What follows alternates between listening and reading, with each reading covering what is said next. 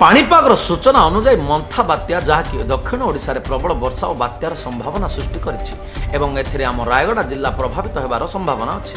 एथिपाई जिला प्रशासन सहित रायगड़ा महिला महाविद्यालयर एनसीसी क्याडर माने मध्य सेमानंकु प्रस्तुत करिसंते। एनसीसी ऑफिसर कैप्टन रीताराणी मिश्रଙ୍କ सह 50 जन क्याडेट निजको प्रस्तुत रखिछन्ते। सेमाने जनसाधारण को जणाई देबाको चाहन्ते जे कौनसी परिस्थिति रे किछि भी सहायता दरकार पड़िले सेमाने सहयोग करबा निमंते उपस्थित हेबे। जहाँ भी कौनसी क्षति हुए जहाँ भी आवश्यकता पड़े ताहले आमे समस्ते एनसीसी कैडेट सहायता करबा पई पूरा प्रस्तुत होइकि रहिछु। तेनु आमे दुईटी number helpline number रखिछु।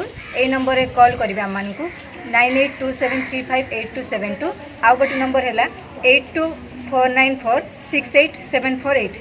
एथिपाई सेमानंक तरफरु दुईटी helpline number दिया जायछि। नंबर दुईटी हैला 8249468748 आउ गोटे नंबर हैला 9827358272 रे कॉल करि परिबे।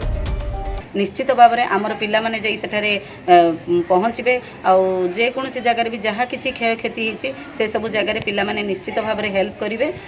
आपाई आम गोटे हेल्पलाइन नंबर दौचु मु मोर निजर नंबर दौची 8249468748 ता सहित आउ गोटे हेल्पलाइन नंबर आम कर 9827358272 एभली आम दुईटी नंबर रखीचु। या द्वारा आम आमर पिला नहीं निश्चित भाव में जेकोसी जगार भी आम जो भी क्षय क्षति होची आम पहुँचू।